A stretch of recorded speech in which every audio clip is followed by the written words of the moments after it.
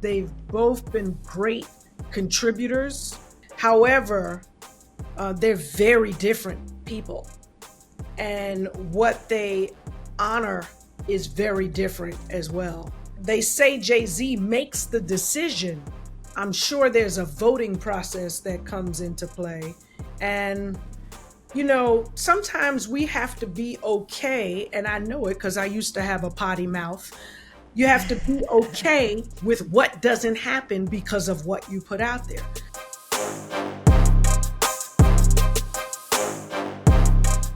Welcome to another episode of The Fumble. I am your guy, Rodney Rikai. Down in Atlanta, Samaria Terry in the building. The hair is, it's doing things. It's kind of oily. It looks full-bodied, Thank you. I dyed it too. Listen, if you ever have a son, he's going to have that Paul George perfect hairline. You just got, it's good symmetry going on. How you feeling? What's happening? How your spirit doing today? I feel good. They arrested Diddy, and so those are the things. But why are you in Atlanta? I am hosting a summit, Revolt World. So that's why I'm down here. Yeah. So I'm in the A for a couple days. I don't know, because I'm inside, and it's chilly where I am. That's why I have this jacket on. Were you about to make a comment about my attire? I just was curious. Okay, I was being defensive. Maybe I'm projecting a little bit. Anyway, but we also have a special guest on the show. Yes, I'm feeling very light in this moment. Ominous words there. We got MC Lyte joining us a little bit later. I'm excited for that. But for now, let's get into our first topic of the day on The Fumble. All right, last year's number one overall draft pick, Bryce Young, has been benched by the Panthers just 2 games into his second season. Now, in those 2 games, he's completed 55% of his passes for 245 yards, 3 interceptions. Now, Andy Dalton will start for Carolina Sunday against the Raiders. Now, a lot of people have shown support for Bryce on social media, including LeBron James, who tweeted, quote, "Rooting for you and know this ain't on you. Continue to put in the work and it shall prevail." End quote. Now, Rodney, do you feel like Bryce was dealt a bad hand in Carolina, or was it time for the Panthers to move in a different direction? Ooh, damn, that's tough. I think that I feel bad for Bryce for a couple of different reasons, right? On the one hand, he got drafted into the absolutely worst possible scenario and situation a quarterback could be brought into. They leveraged the entire franchise to bring him there. They brought him in while the roster was completely barren. The Panthers are not good. And it's really unfortunate, but also Bryce Young is so small. He is so small. Behind that line, he can barely see. He has to jump to see over his linemen. He's slight of build. He kind of has a boy body. And he's playing a man's game. And it's just the cards are kind of stacked up against him. I genuinely feel bad for the guy.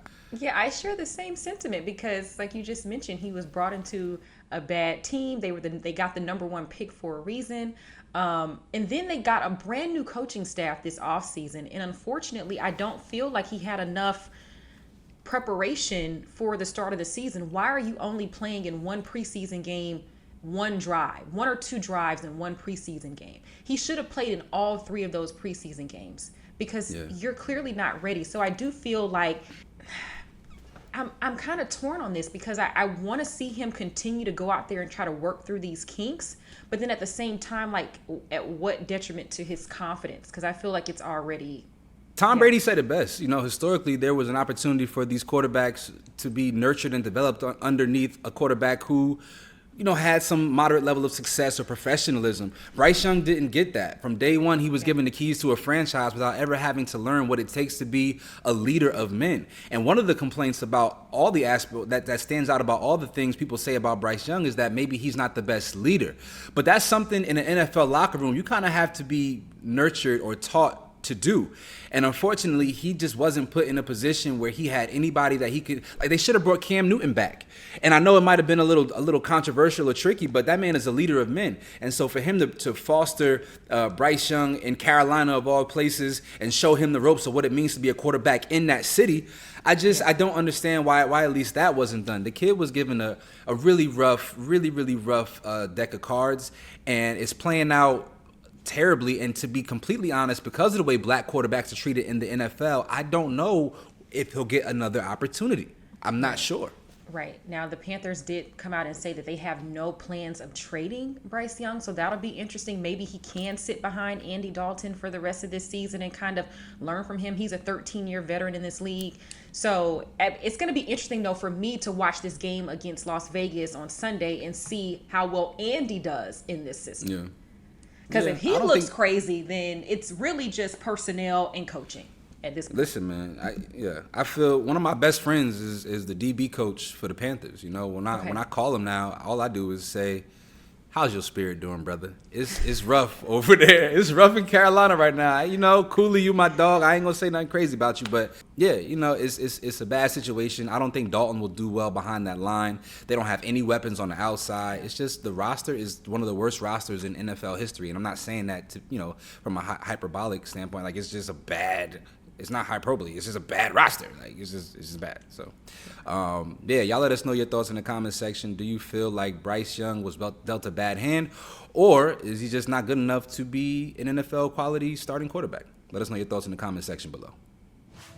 So in week 2 of the NFL season, we saw 2 of the league's best young talents behind center go at it when Caleb Williams and the Bears played CJ Stroud and the Texans. Now, neither quarterback lit it up offensively, but some felt after the game is where the fireworks really took place. In the aftermath of the Texans' 19-13 victory, Stroud and Williams met for the post-game handshake, which is standard, and Stroud tried to give Caleb some game about taking hits, but Caleb did not look like he wanted to hear any of it. Personally, you know, I'm never mad at a rivalry, but Samaria, was CJ Stroud doing too much, or was Caleb being a bit of a know-it-all? I don't think that CJ Stroud was doing too much, right? This is a guy who accomplished a lot in Houston in his rookie season. They got a team down there with the Texans. Squad. So if I'm Caleb Williams coming into this matchup, particularly, I kind of want to know what CJ is going to say. Now, maybe do I want to know it right then? Maybe he could have been like, you know what, dude, like, call me tomorrow, and then we can chop it up for real. But I do feel like Caleb should be more open to what some of these quarterbacks have to say, especially a guy like CJ Stroud, who kind of defied the odds last year. And CJ said that he wasn't trying to, like, bro him or whatever. But I do know that Caleb has had 2 bad games, and he snapped like this 14-year skid where number 1 draft picks didn't win their debuts. Really, honestly, the defense won that game for them last week against the Titans, but he didn't have the best game against Houston. And so I feel like he was kind of emotional about that, but I think that he should be more welcoming for people who want to go out their way and kind of give them some tips on the game, especially a guy like CJ Stroud. So it's tough, right? Because on the one hand, I just took a L. I'm still trying to find my footing in this league. I came in highly touted. You know, many people called me a generational talent. So now I'm struggling with my desire to perform versus what my actual performance is. And so in that moment, it would be really challenging for anybody to be receptive and receive a word of encouragement from a competitor, especially when that competitor, I don't even know if CJ Stroud is older than Caleb Williams. I'd have to check that. I think they're the same age, maybe. Yeah, so it did kind of feel like, you know, I don't know, maybe they've done quarterback camps before, and it's just like, dude, like, I've outthrown you everywhere we've ever been together. Like, respect, but I feel like you're putting on in front of these cameras. I could understand a scenario where Caleb felt like CJ was putting on because they were so swarmed with cameras and media. And so, you know, it's a tough situation. I hope Caleb gets better. But we'll see, because something about him in general, I told you this before, something about him is a little bit off-putting.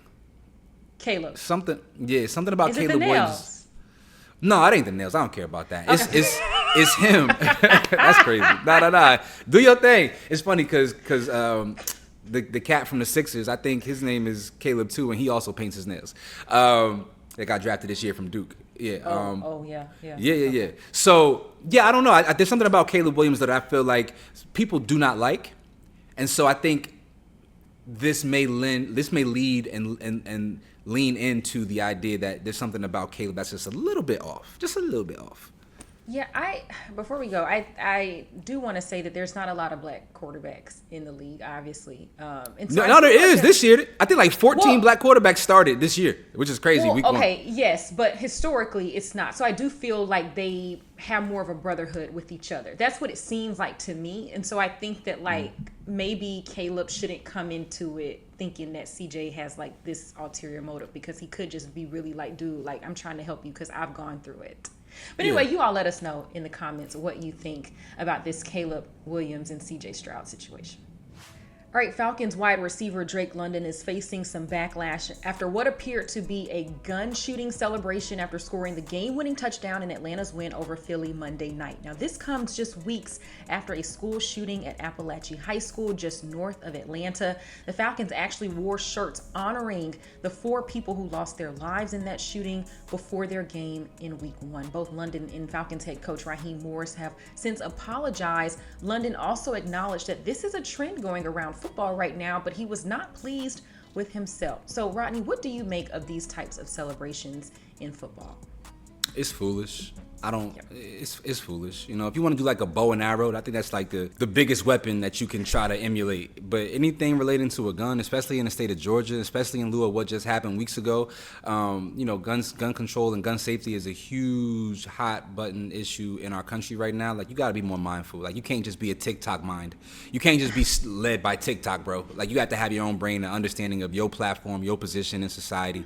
You got to be better than this, Drake London. Yeah, it was really bad, especially like you just said, with all of the things going on in our society right now. But football is the most watched thing, right? I get the emails from ESPN, like they break records every week. People are watching NFL, they're watching college football. I remember week 1, the kid from LSU, is it Lacey? He did the little, you know, gun shooting celebration, and he got a penalty for it.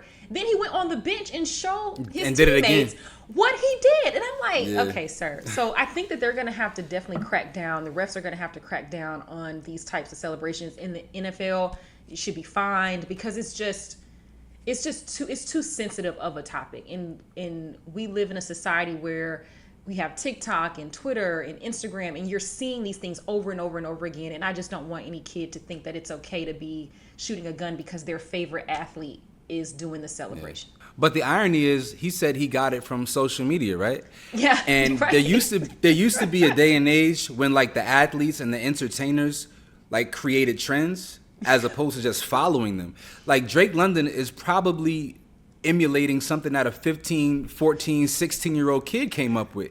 Yeah. You are a grown man in NFL pads, my dog. Like, you have to have your own brain. You have to have your own thoughts.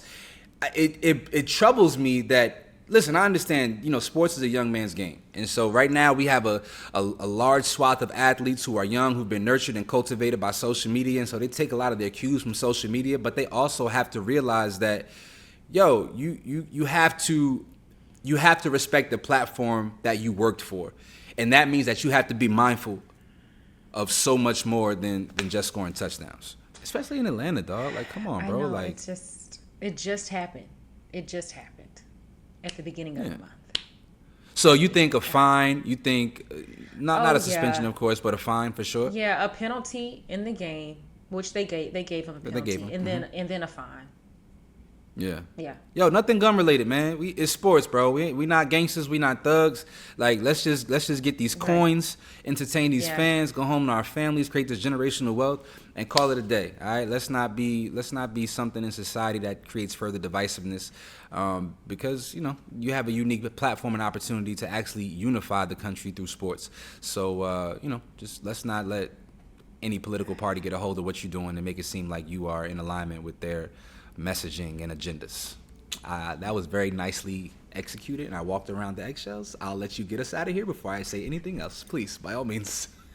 Y'all let us know down in the comments, what do you make of the gun shooting celebrations, not just in football? I just remembered it was in the NBA too, college basketball. Let us know what you think about it. Do they have a place in sports right now? Well, it's that time of the show where we bring in a guest to chop it up with us. And trust me, today is a very special guest. You know her as Grammy nominated hip hop icon, actor, author. She's the voice of every major award show on TV and just an all around legend. Y'all join me in saying, "What's up, cousin?" to MC Lyte. What's up? What's up, cousin? How you feeling? You're looking good, looking fly per usual. Thank you very much. It's an honor to be with y'all here today. Cool. Well, Lyte, it is truly an honor and a privilege to have you here today. You are somebody who stands on the pantheon of not just female hip hop, but hip hop, period. You define a generation of people who decided to commit full throttle to the culture. You are a liaison for us. So like I said earlier, it is truly an honor and a privilege to have you here with us today, because you also have a new project dropping today. Congratulations. Let's clap it up for our cousin one time, Samaria. Clap it up for the cousin. So your new single, Thank You, featuring Money Long and Mary, produced by Pastor Warren Campbell, shout out to CWC, is a record rooted in faith and thankfulness. At this stage of life, when making music and even films, how much of the formula is expressing yourself and saying what you feel versus giving audiences what you think and it feels like they want? Oh wow, that's pretty interesting. Well, first off, I want to also add Knots the Ruler. He's a producer on this track as well, out of VA, and so he gave us the impetus of the track, the foundation, and then Warren put all of his, musicality on top of it, which is really important. I think for the most part, I come first. I gotta feel like what it is that I'm tapping into is my truth. So I want to keep it real honest and 100 with all of what it is that I bring forth. So once I've gotten that done, I really feel like if you're true to self, that it will resonate with people. It's almost like when you go see a great movie and the people are acting to the degree that it makes you want to cry. They're telling the truth within the confines of the script. And so that's what I want to be able to do, is touch people with honesty with this record. And I think we're achieving it. Okay. I saw the views on YouTube. They're going crazy. Oh, that's good. It's going up. Good. And of course, we've got King with Queen Latifah. And then we have Woman with Big Daddy Kane and Saul from Salt and Pepper and Raheem Devine. And all of the songs that we've put out thus far have been received very well. And I felt like all of them are poignant and necessary for this moment. See, I was going to ask you, why did you feel like now was a good time to release some music?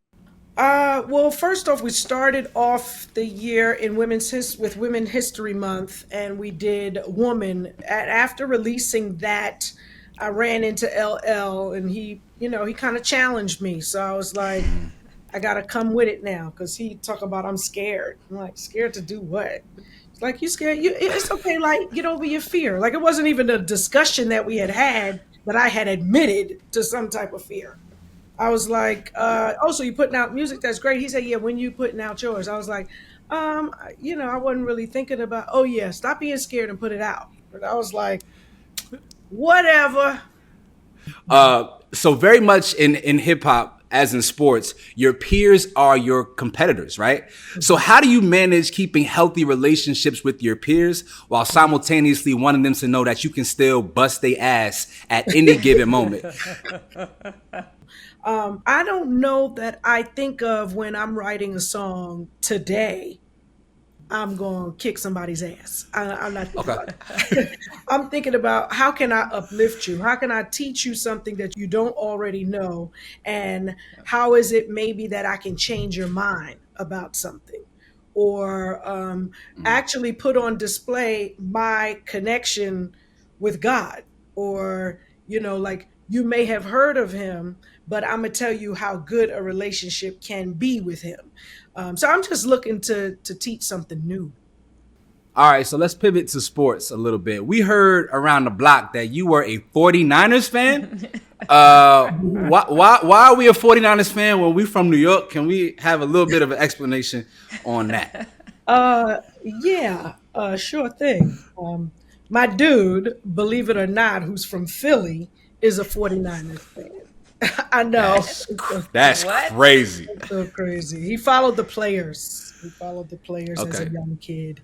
got it. But yeah, I enjoy the game. As a matter of fact, I watched a couple of them last week. I used to be really upset with the time. The time to set up something else. ADHD. I'm like, what else can I get into? But now I've learned to just sit and kind of in between the plays and wait for the next down to be had. That is interesting. Have you ever rooted for a New York team? Yes, absolutely. I Okay. remember going to Knicks games. I remember watching the Yankees with my grandpa. Okay. Right. Okay. That's good. Okay. So let's go to the Super Bowl. That has been a hot topic for the last week. As someone who has paved the way for so many in hip hop, how does it feel to see hip hop take center stage at an event that is this big? Um, it's amazing. I just say, being in it for as long as I have, we have come a really, really long way, from the days of radio not even wanting to play hip hop. So, of course, all the way to this particular day with the NFL and a halftime show. And also, I'm the voice of the halftime show. So it's hip hop, all over the Oh, game and in between. And I just love it. And I guess, Jay-Z's involvement and participation has brought a new level of respect for what it is that we all do and for the culture. And I think it's made for good collaboration. yeah. I mean, with all due respect to like the Red Hot Chili Peppers, I'm glad that we getting halftime shows that are a little bit more cultural for me. You know what I'm saying? Like I respect, all the legends, but it's nice to see some melanin at the halftime performance. I'm sure by now you've heard about Kendrick Lamar being announced as the halftime performer for Super Bowl 50. It's down in New Orleans. Many felt like Lil Wayne was the obvious choice. It didn't quite go that way. There's been a lot of conversation around that. Do you have any feelings or sentiments one way or the other about whether Kendrick Lamar was the right choice or whether Lil Wayne should have been the selected halftime performer? Yeah, I mean, I can't tell you the right or wrong choice. What I can say is I empathize with Lil Wayne as well as all of his many, many, many fans across the world and specifically in New Orleans. I know what it feels like to think that he is the person for that and not have the establishment themselves agree, but instead choose someone else. So I feel a lot of empathy for him, but I also understand that, just as quick as it comes is as quick as it goes. He'll be all right. All right, let's Absolutely. pivot to women's basketball. Obviously, Caitlin Clark, Angel Reese have they just got into the WNBA and just kind of took it to a different level. There have been some people that have been dismissive of their impact, Cheryl Swoops, unfortunately. But what do you make of the way that Angel and Caitlin have come into the WNBA? I think it's amazing. I think it's what it's needed. We've seen what the WNBA was. I remember seeing Cheryl Swoops play. I remember seeing Dawn and all of those folks at the very beginning. And now to see what it's grown to and to see that people actually want to be at the games to watch the WNBA. That's a huge feat won. So I think anyone that can bring a certain level of excitement with personality and with drive, I think they're doing a fantastic job. And so I won't be the one to say that it's not a big deal. All right, so next up with our cousin MC Lyte, we are going to segue into a new segment called This or That. We're going to lob some questions to Lyte, and she is going to choose which she prefers. All right, Mm. this is totally at her discretion. If you want to stay neutral, I understand and respect the politics. Okay, so don't feel pressured to respond, but feel encouraged to answer. Um, First question. All right, Michael Jordan or LeBron James? Spike Lee? No. um,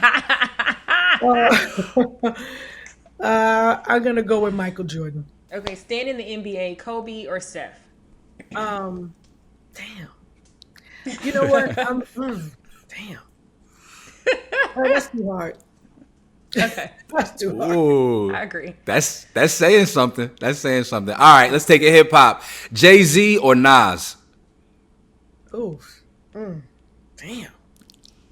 What are y'all trying to do over there? It's new. You can say neutral. It's Queens versus Brooklyn. I don't know. You let me know. Yeah, What? I don't like what y'all doing over there. You trying to corner a sister. Neutral. It's only getting worse. Outkast or Wu Tang? You said it so. You know why that seems like it's only going to get worse for you is because you're in Atlanta, right?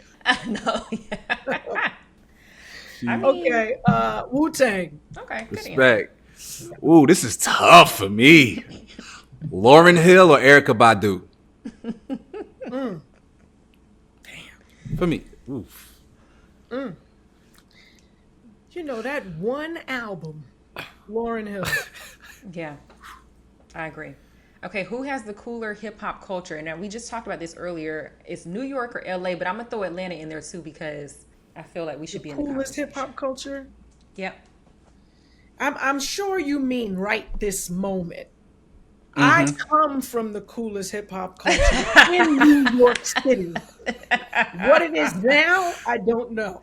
However, it sort of moves around, Yeah. and I think Atlanta is booming with it right now. Which would be more important to you? I know that you received the Lifetime Achievement Award from the BET Hip Hop Awards, but would you rather receive a Lifetime Achievement BET Award or a Grammy for your new album? Oh, I want both. Okay. Who is the better rapper turned actor, Queen Latifah or Will Smith? Ah! Neutral. I respect that answer. I respect that. Okay. Okay. Kendrick or Lil Wayne?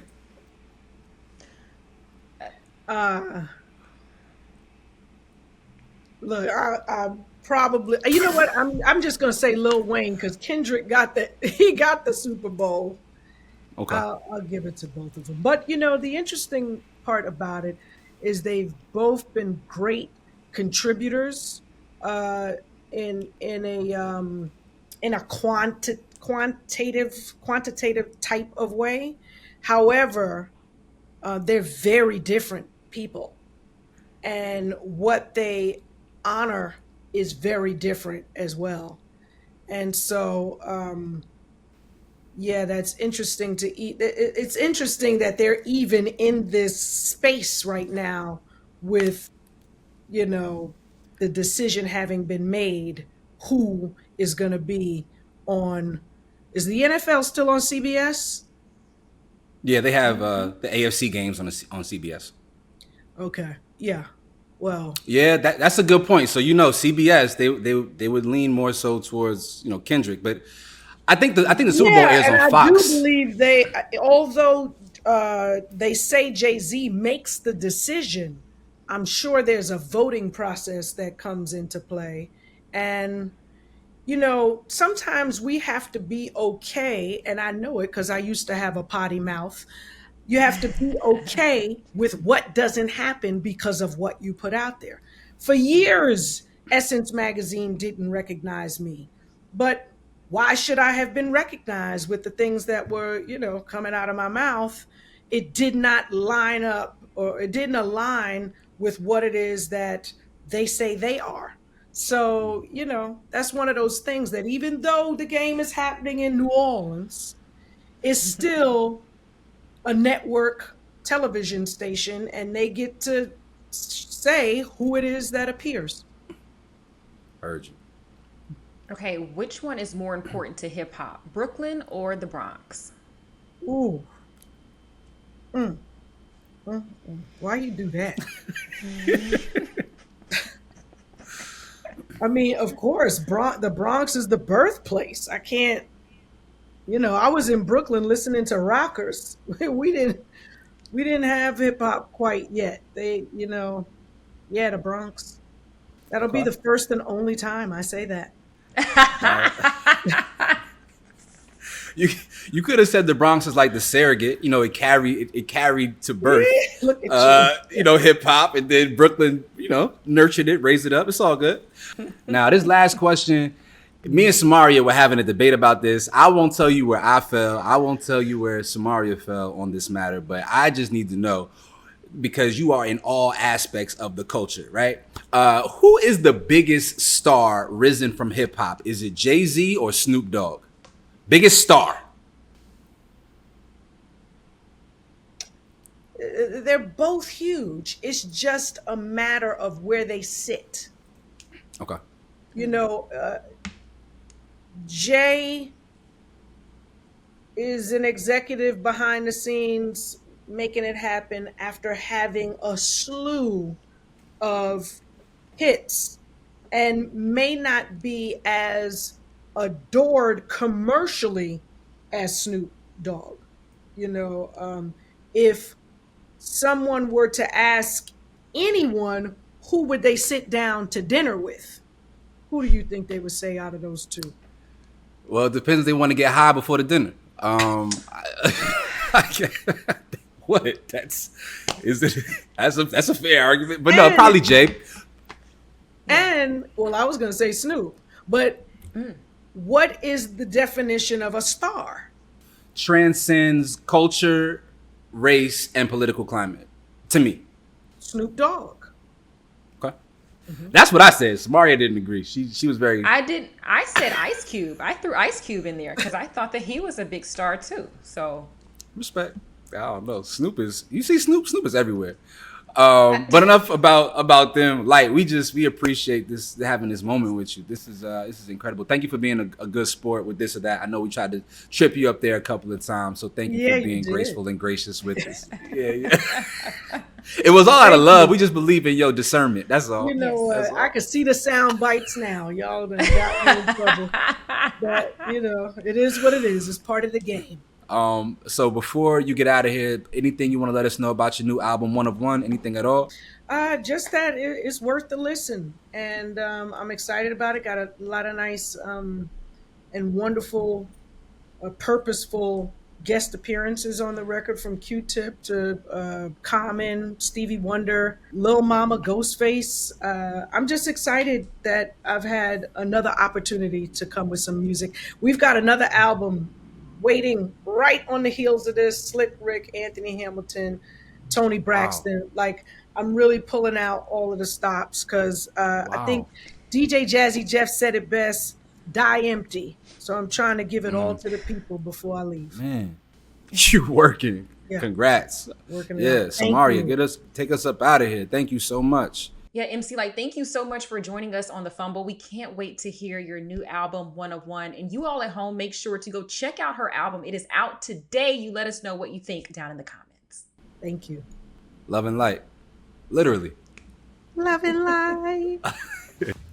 So when I was coming up, there were quarterbacks who took risks. And then there was Brett Favre, the ultimate gunslinger who would forego good throws to make impossible ones. Favre was a guy you either rooted for or admired for being so damn brazen.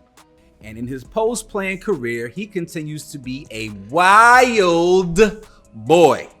Accused in 2022 of taking welfare funds designated specifically for families in need in Mississippi, Favre, along with others, is alleged to have pillaged about $77 million in state funds in an attempt to get a new volleyball facility at the University of Southern Mississippi while his daughter was a student athlete there. Now, Favre was also paid $1.1 million for speeches he never made. And while he did give that money back, there is still an outstanding balance of almost $230,000 he is said to owe.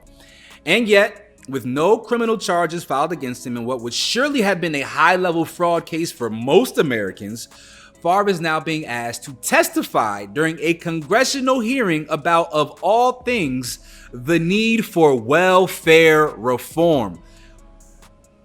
Since when do we let the criminals come back to show us how they got away with their crimes without ever having levied some sort of penalty against them? I mean, what's next? Are we going to call in Harvey Weinstein and R. Kelly to Congress to talk about how to stop SA? How about we call Dylan Roof to talk about gun safety? Or we get Diddy to talk about the hazardous effects of body oil and lube at sex parties. Brett Favre and anyone involved thinking that he should be the person to be interviewed in an important conversation about welfare reform received the fumble of the week from me this week. The only interview I want to see him do about welfare is an investigation into his own behavior with criminal charges pending, because that is just the only thing that Brett Favre should be speaking about in regards to welfare. This is what I did. This is the penalty I should serve.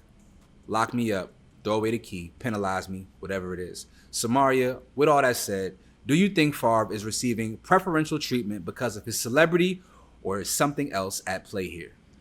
Oh, of course it is. And I lived in Mississippi for 2 years, and I understand Yikes! the impact. Sorry. I understand the impact that all of that had on the state as a whole that definitely needed those funds. I will say that this is a disgrace, but I'm hoping that in that hearing, some people gonna get in his behind. That's what I'm hoping. I'm hoping that they're buttering him up to get him in front of Congress, and then they gonna light off in his ass. That's what I hope is going to happen, that some people are going to question, or it's going to be put more on Front Street, the things that he did or that he was accused of in Mississippi. Yeah, I mean, I don't want to just see him get a public tongue lashing. He stole from families. Like, these were funds designated specifically for families who were struggling in Mississippi, one of the poorest states in the country, and you so fixated on a modernized volleyball court for your daughter. Right. But maybe if they can get him to be dishonest or something in this federal hearing. Do you see what I'm saying? Like, maybe they can maybe trying to catch him. Yeah, maybe. Listen, if he's dumb enough to sit in front of Congress and have a conversation without any kind of immunity, then by all means, sign him up. Sign him up. If his lawyers got him talking in front of Congress and he ain't got no deal in place, then by all means, go ahead, Brett Favre. We encourage you strongly. Wear your Wranglers, your favorite pair, and let's do that. But when I saw this, right, I was just taken aback, because initially I'm thinking, all right, Congress, they really coming after him, like, and then I realized that he was just there talking about welfare reform. And reform, of course, is meaning what we should change about our welfare system to make it better. And he's like, this is how I stole, and so, because I stole this, like, I can show y'all how to be better about protecting the money. And if he is in fact guilty of stealing said money, but anything short of that, I don't know why this is happening. Yeah, I'm hoping those on the other side are a little bit smarter, and they were like, "Oh, okay, yeah, let him come in and talk." I hope this is a kind of bait situation. But y'all let us know your thoughts on Brett Favre being the person to be interviewed in front of Congress about welfare reform. Is this because he is Brett Favre, the Hall of Fame quarterback, or is there something more at play here? Let us know your thoughts in the comment section below. All right, thank you all for joining us this week for another great episode of The Fumble. Make sure to subscribe to The Fumble and at The Fumble Sports on our social media platforms. We deliver the latest in sports every day on our YouTube page with our girl Jackie Ray, and then every Friday right here with myself, Samaria Terry, and my co-host Rodney Rikai. Yes. Make sure you keep your baby oil and lube separate from your home, especially if you have thousands of bottles of it.